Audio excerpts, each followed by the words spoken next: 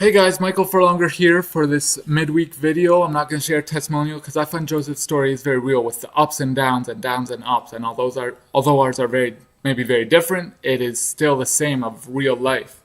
So Joseph, he goes from being a favored son to a hated brother to being sold into slave to being a leader in Potiphar's house to being thrown into prison. So that's where we're going to end off. Potiphar's wife falsely accuses him of attempted rape and he's thrown into prison.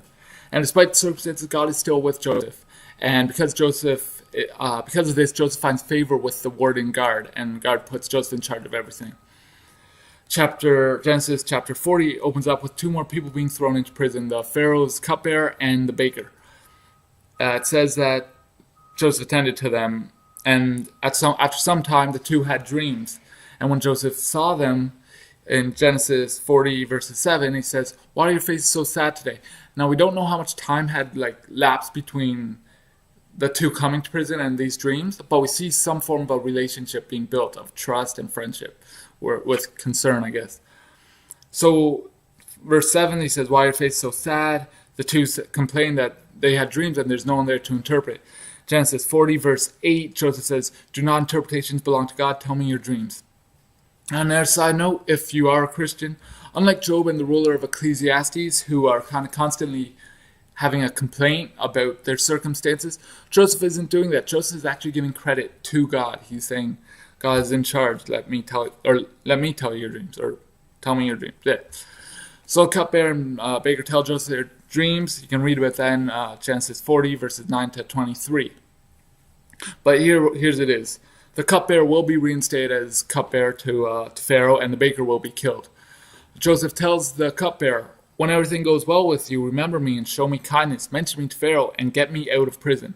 Sadly, after everything happens, the cupbearer completely forgets. Until 2 years later, the Pharaoh has two dreams, and then finally the cupbearer remembers. So Joseph is brought up, he's shaved, given clean clothes, and interprets Pharaoh's dreams, which was that there would be 7 years of prosperity followed by 7 years of famine. Pharaoh is pleased by this, so he puts Joseph in charge, and Joseph, now he's going through Egypt, and he's counting up all the prosperity and saving enough for the years of famine that are going to come. Joseph is also given the signet ring of Pharaoh and new robes of fine linen. He's also given Asenath, the daughter of Potiphar, priest of On, as his wife. So 30 years have he's 30 at this time, so that means 13 years since he was sold and enslaved by his brothers, and another 7 years till he sees them again, till the years of famine come, and we're going to see them again. But this is generally where the story cuts off in this. You see, God redeemed Joseph. God gave him great possession. God may give you a bumpy start, but look, prosperity shall be yours. And that is wrong. But to tell you why, here it is. Joseph is forced into marriage to Asenath, the daughter of a priest of an Egyptian god. So he's just giving credit to God, but now he's married to an Egyptian priest of a god he never knows, he doesn't believe in.